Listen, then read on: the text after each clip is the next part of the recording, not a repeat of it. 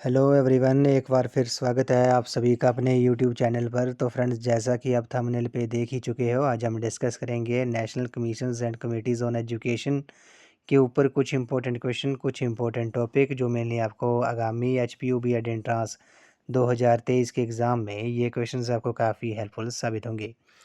तो friends, video को शुरू करने से पहले अगर आप चैनल पे पहली बार विजिट कर रहे हो तो चैनल को सब्सक्राइब भी ज़रूर कर दें और बेल आइकन प्रेस करना ना भूलें, ताकि मेरे आने वाली हर वीडियो की नोटिफिकेशन आपके पास सबसे पहले पहुंचे। तो फ्रेंड्स, अगर आप एचपीयू बीएड एंट्रांस 2023 की तैयारी कर रहे हो तो इसके लिए मैंने एक अलग से प्लेलिस्ट बनाई है, जिसका जो लिंक है वो मैंने डिस्क्रिप्शन बॉक्स में दे दिया है। आप वहां पर जाकर वीडियोस देख सकते हो। वहाँ पर आपको एचपीयू बीएड एंट्रांस के रिलेटेड 90 प्लस वीडियोस आपको देखने को मिलेंगी। सभी सेक्शंस की वीडियोस आपको वहाँ देखने को मिलेंगी।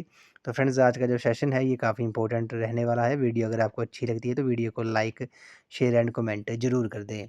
तो फ्रेंड्स, वीडियो को शुरू करते हैं। सबसे पहले हम बात करते हैं सर्व शिक्षा अभियान के बारे में, जिसे एसएससी के नाम से जाना जाता है। तो सर्व शिक्षा अभियान, एसएससी की जो फुल फॉर्म होती है वो सर्व शिक्षा अभियान होती है। अब इसके बारे में थोड़ा डिटेल में डिस्कस कर लेते हैं। तो सर्व शिक्षा अभियान जो था वो 2001 में शुरू किया गया था। तो ये आपने नोट डाउन कर लेना है। सर्व शिक्षा अभियान जो था वो वर्ष 2001 में शुरू किया गया था। इस अभियान के जो लक्ष्य थे वो क्या-क्या लक्ष्य थे, ये आपको पता होगा। सन 2005 तक सभी स्कूलों शिक्षा गारंटी योजना केंद्रों ब्रिज पाठ्यक्रमों में 6 से 14 वर्ष की आयु वर्ग के समस्त बच्चे, ये आपने याद रखना है। उसी तरह इसका एक और जो मुख्य उद्देश्य था वो क्या था कि सभी प्रकार के सामाजिक भेदभाव को प्राथमिक शिक्षा के स्तर पर वर्ष 2007 तक या 2010 तक बुनियादी स्तर पर समाप्त करना।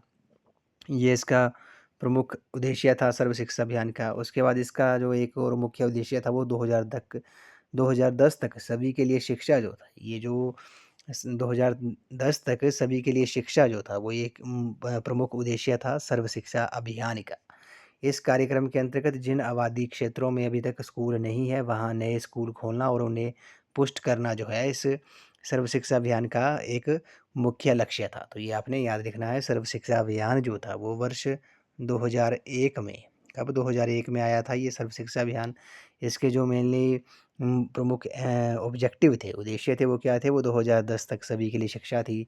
सभी प्रकार के सामाजिक भेदभाव को प्राथमिक शिक्षा के स्तर पर 2007 तक तथा 2010 तक बुनियादी शिक्षा स्तर जो था वो समाप्त करना था।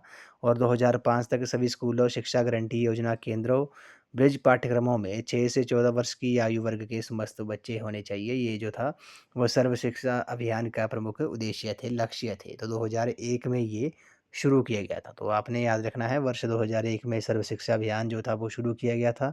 एसएससी की फुल फॉर्म भी पूछ सकते हैं, सर्व शिक्षा अभियान इसकी फुल फॉर्म होती है। उसके बाद जो नेक्स्ट टॉपिक है वो आपका इम्पोर्टेंट है, मध्याह्न भोजन योजना, जिसे मिड डे मील, ये आपने याद रखना है। मिड डे मील के नाम से इसे जाना जाता है। मिड डे मील स्कीम जो है इसके बारे में थोड़ा डिटेल में डिस्कस कर लेते हैं। मिड डे मील जो स्कीम थी वो कब से शुरू की गई थी, वो 15 अगस्त 1995 से शुरू की गई थी। तो मिड डे मील जो था वो ये योजना 15 अगस्त 1995 से शुरू की गई थी। इस योजना में पहली से 5वीं कक्षा तक के बच्चों को दोपहर का भोजन उपलब्ध कराने का प्रावधान था। लेकिन अभी आपको पता है ये 8वीं तक, पहली से 8वीं तक के बच्चों को दोपहर का भोजन उपलब्ध कराने का प्रावधान है अभी।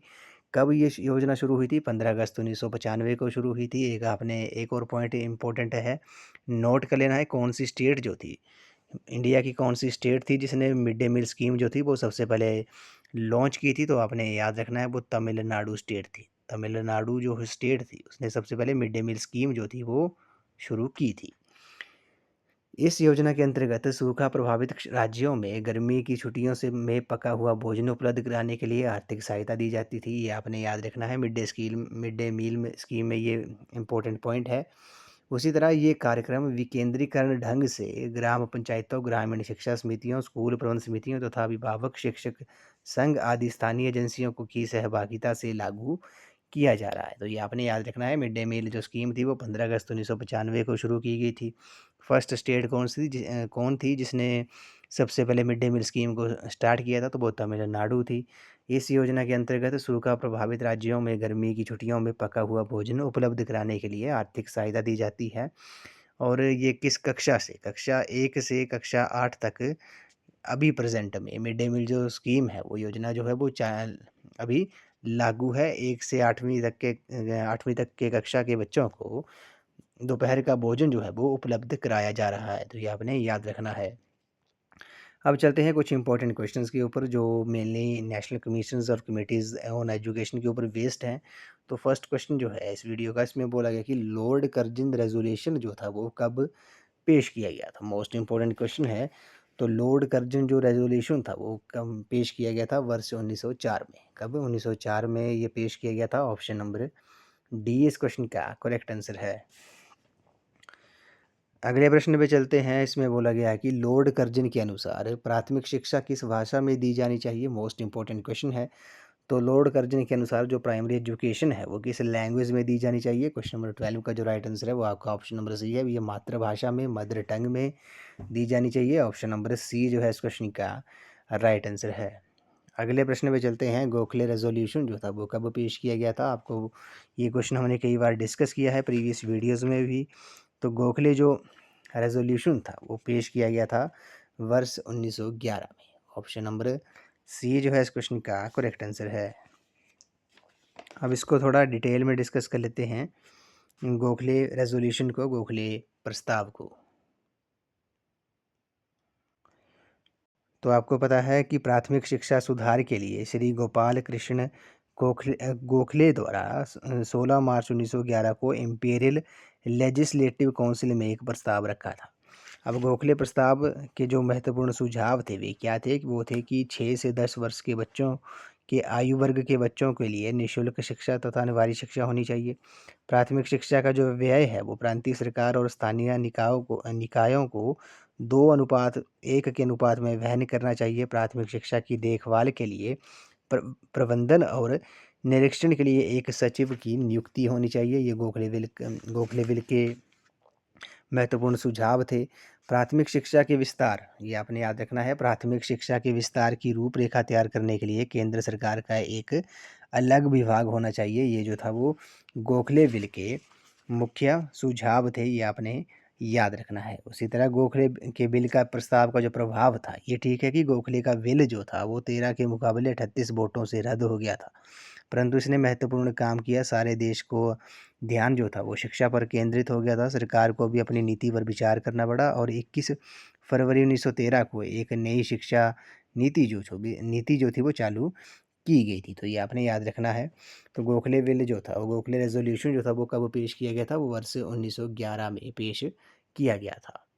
नेक्स्ट क्वेश्चन पे चलते हैं। इसमें बोला गया कि गोखले रेजोल्यूशन की जो प्रमुख मांग थी वो मांग क्या थी? तो आपको पता है उसकी जो प्रमुख मांग थी वो थी आपकी प्राथमिक स्तर पर निःशुल्क और अनिवार्य शिक्षा, प्राइमरी लेवल पे फ्री एंड कंपल्सरी एजुकेशन होनी चाहिए। ये गोखले रेजोल्यूशन की जो थी वो प्रमुख मांग थी।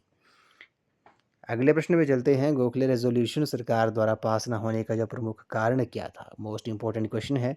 तो गोखले रेजोल्यूशन सरकार द्वारा पास न होने का जो मुख्य कारण था वो क्या कारण था? वो आपका प्रथम विश्व युद्ध शुरू हो जाने के कारण गोखले रेजोल्यूशन जो था वो सरकार द्वारा पास नहीं हो पाया था, क्योंकि उस टाइम प्रथम विश्व युद्ध शुरू हो गया था।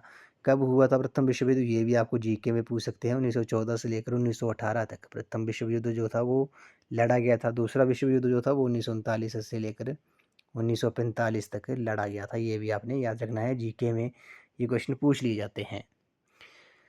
अगले प्रश्न पे चलते हैं। 8वीं कक्षा के पश्चात तकनीकी और व्यावसायिक विषय भी मुख्य विषयों में शामिल होने चाहिए। ये सुझाव जो था वो किसने दिया था? मोस्ट इंपॉर्टेंट क्वेश्चन है। क्वेश्चन नंबर 16 का जो राइट आंसर है वो आपका ऑप्शन नंबर बी है।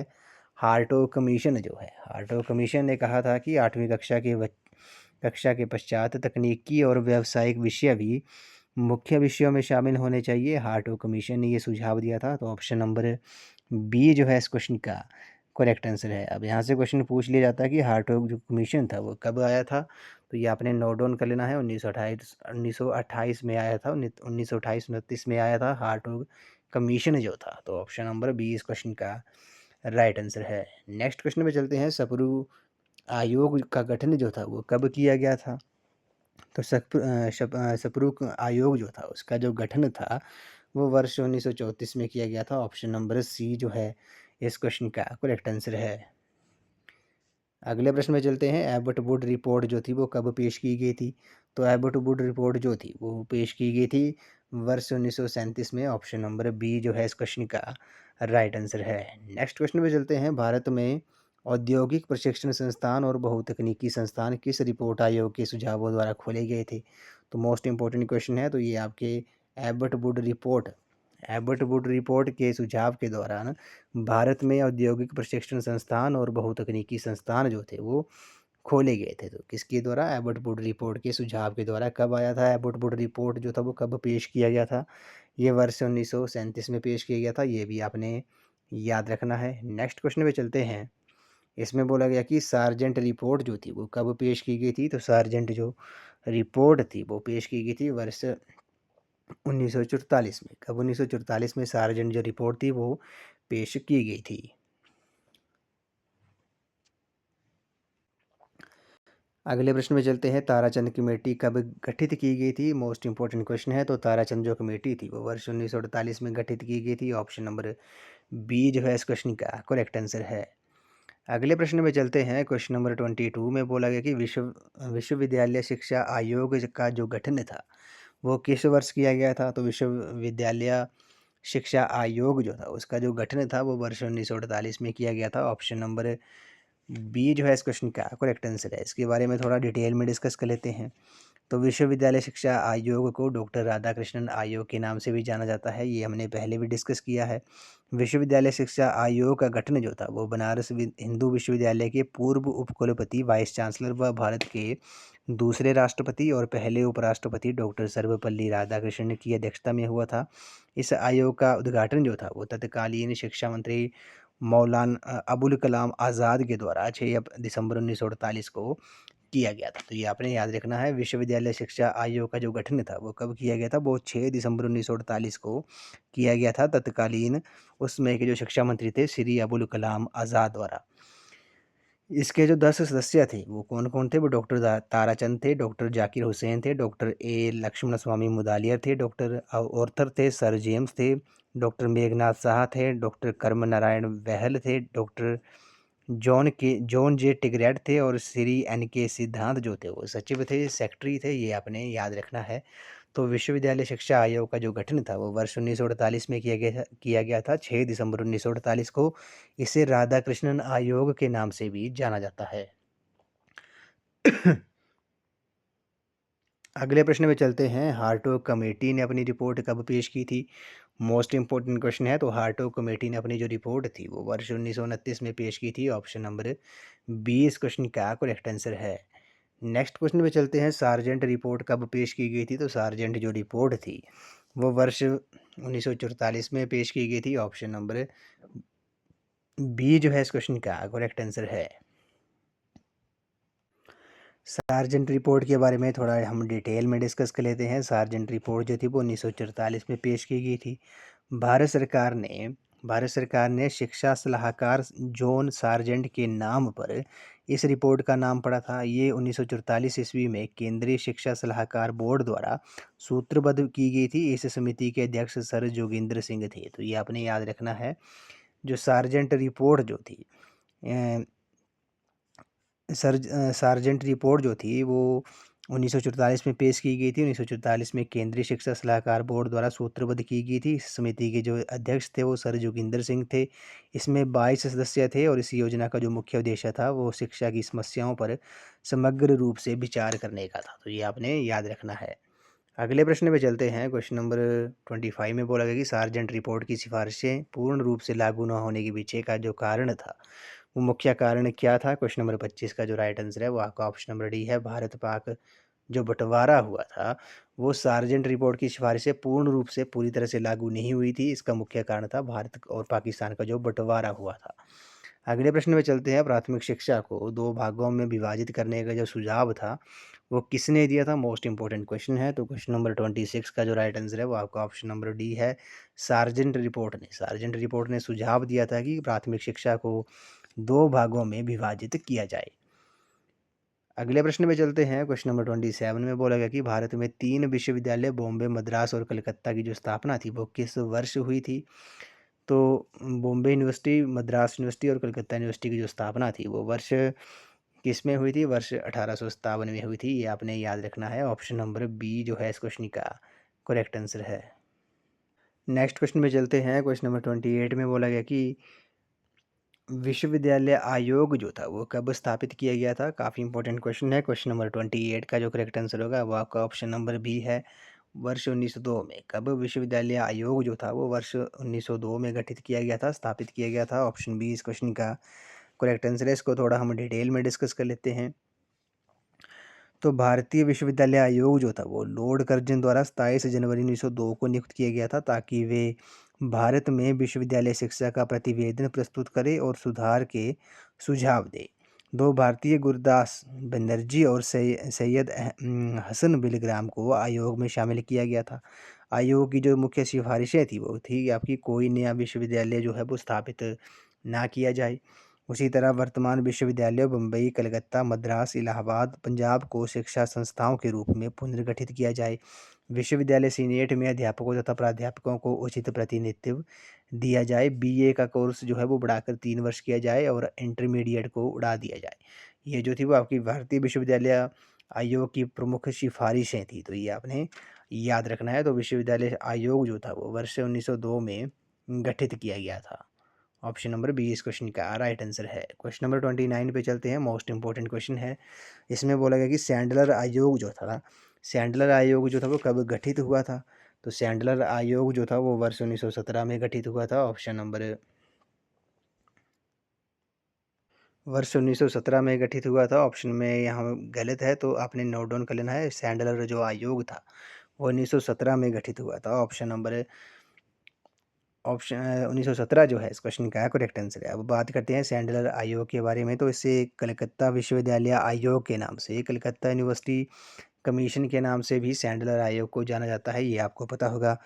14 सितंबर 1917 को कलकत्ता विश्वविद्यालय आयोग, जिसको सैंडलर आयोग के नाम से जाना जाता है, उसकी जो नियुक्ति थी वो भारत सरकार द्वारा लीड विश्वविद्यालय के उपकुलपति माइकल सैंडलर की अध्यक्षता में की गई थी। सर आशुतोष मुखर्जी, डॉक्टर जियाउद्दीन अहमद और प्रोफेसर राम से मयूर अन्य भारतीय जो थे वो सदस्य थे। तो ये आपने याद रखना है। कलकत्ता विश्वविद्यालय आयोग को, कलकत्ता यूनिवर्सिटी कमीशन को सैंडलर आयोग के नाम से भी जाना जाता है। कब इसकी नियुक्ति हुई थी? इसकी नियुक्ति जो थी वो 14 सितंबर, ये आपने एग्जैक्ट डेट भी आपको पता होनी चाहिए, 14 सितंबर 1917 को इसकी नियुक्ति हुई थी।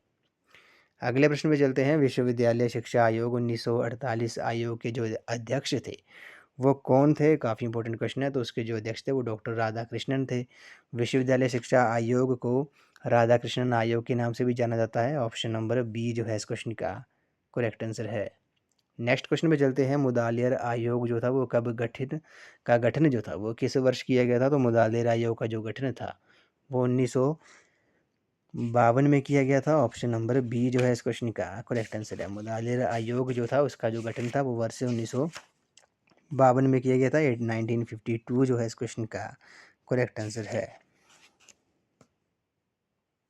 तो यहाँ से एक क्वेश्चन आपसे और पूछ सकते हैं कि मुदालियर कमीशन को, मुदालियर आयोग को और किस नाम से जाना जाता है? तो आपने याद रखना है, इसे माध्यमिक शिक्षा आयोग यानी कि सेकेंडरी एजुकेशन कमीशन के नाम से भी मुदालियर आयोग को जाना जाता है, ये आपने याद रखना है। 23 सितंबर 1952 को भारत सरकार ने डॉक्टर ए लक्ष्मण स्वामी मुदालियर उपकुलपति जो थे वो मद्रास विश्वविद्यालय के, उनकी अध्यक्षता में माध्यमिक शिक्षा आयोग, जिसे मुदालियर आयोग भी कहा जाता है, कि नियुक्ति की। आयोग ने 29 अगस्त 1953 को अपना प्रतिवेदन जो था वो प्रस्तुत किया था। कब? 29 अगस्त 1953 को इसने अपनी रिपोर्ट जो थी वो सबमिट करवाई थी। आपने याद रखना है। मुदालियर कमीशन को और किस नाम से जाना जाता है? इसे सेकेंडरी एजुकेशन कमीशन यानी कि माध्यमिक शिक्षा आयोग के नाम से भी जाना जाता है।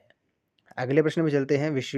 विश्वविद्यालय अनुदान आयोग की जो स्थापना थी वो किस वर्ष की गई थी? मोस्ट इंपॉर्टेंट क्वेश्चन है। तो क्वेश्चन नंबर 32 का जो राइट आंसर है वो आपका ऑप्शन नंबर डी जो है इस क्वेश्चन का करेक्ट आंसर है। 1956 में इसकी स्थापना हुई थी। इस वीडियो का लास्ट क्वेश्चन है। राष्ट्रीय शैक्षिक अनुसंधान और प्रशिक्षण परिषद की स्थापना जो थी वो किस वर्ष हुई थी? मोस्ट इंपॉर्टेंट क्वेश्चन है। क्वेश्चन नंबर 33 का जो राइट आंसर है वो आपका ऑप्शन नंबर सी है। 1961 में राष्ट्रीय शैक्षिक अनुसंधान और प्रशिक्षण परिषद जो है, जिसे एनसीईआरटी के नाम से जाना जाता है, उसकी जो स्थापना थी वो वर्ष 1961 में हुई थी। 1 सितंबर, ये आपने एग्जैक्ट डेट भी आपको पता होनी चाहिए। 1 सितंबर 1961 को राष्ट्रीय शैक्षिक अनुसंधान और प्रशिक्षण परिषद की स्थापना हुई थी। तो ऑप्शन नंबर सी इस क्वेश्चन का करेक्ट आंसर है।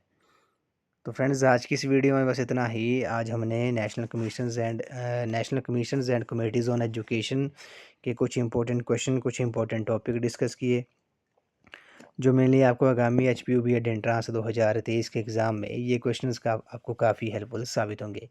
तो फ्रेंड्स अगर आप एचपीयू बीएड एंट्रांस 2023 की तैयारी कर रहे हो तो इसके लिए मैंने एक अलग से प्लेलिस्ट बनाई है, जिसका जो लिंक है वो मैंने डिस्क्रिप्शन बॉक्स में दे दिया है। आप वहाँ पर जाकर वीडियोस देख सकते हो। वहाँ पर आपको एचपीयू बीएड एंट्रांस के रिलेटेड 90 प्लस वीडियोस आपको देखने को मिलेंगी। सभी सेक्शंस की video, national commissions and committees on education, teaching aptitude and attitude, HPG के हिंदी, इंग्लिश, मैथ्स, रीजनिंग, सभी सेक्शंस की वीडियोस आपको वहाँ देखने को मिलेंगी। तो फ्रेंड्स आज की इस वीडियो में बस इतना ही। आई होप आपको ये वीडियो पसंद आई होगी। तो वीडियो को लाइक, शेयर एंड कमेंट जरूर कर दें। तो थैंक यू फ्रेंड्स।